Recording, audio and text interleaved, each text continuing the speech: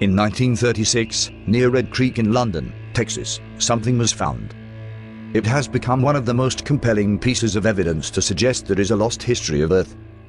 Within a rock, Emma Hand will notice a small piece of wood that appeared to be embedded. Finding this strange, she picks up the object for a closer inspection. Not really knowing what it was, it is lucky she was curious enough about the embedded wood to take it home.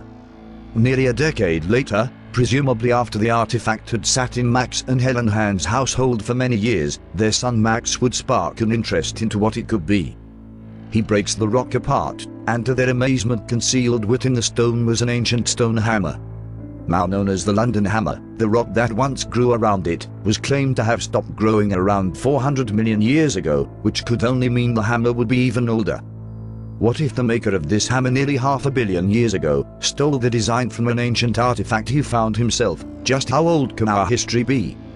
The metal of the hammerhead has been confirmed to consist of 96.6% iron, 2.6% chlorine, and 0.74% sulfur.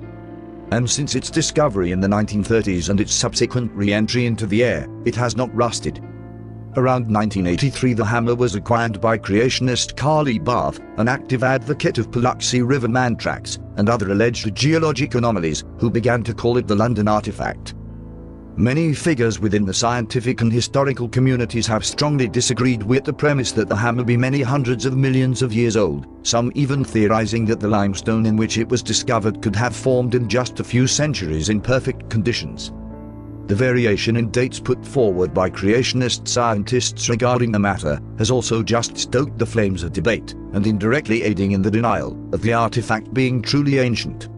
However, there are certain factors regarding this object, like so many others in this criteria, that cannot be explained by accepted academia.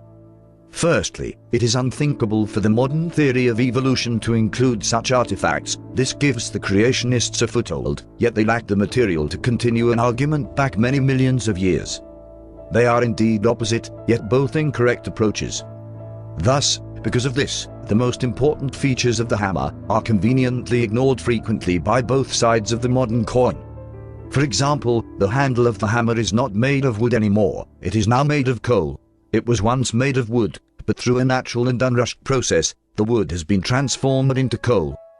And whatever the reasons for these inconsistencies in reports, evidently the rock strata at the site are indeed Hensel Sand, member of the Travis Formation, Lower Cretaceous, Upper Aptian stage, considered to be approximately 110 to 115 million years old by conventional geologists.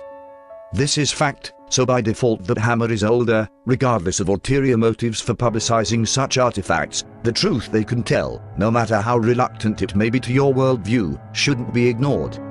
However, the age of the rock formation may be relevant to authenticity. It is irrelevant to the fact that the hammer does indeed exist, and that these artifacts create a proposition for historical data we should be approaching with open minds, if we are to progress as a species.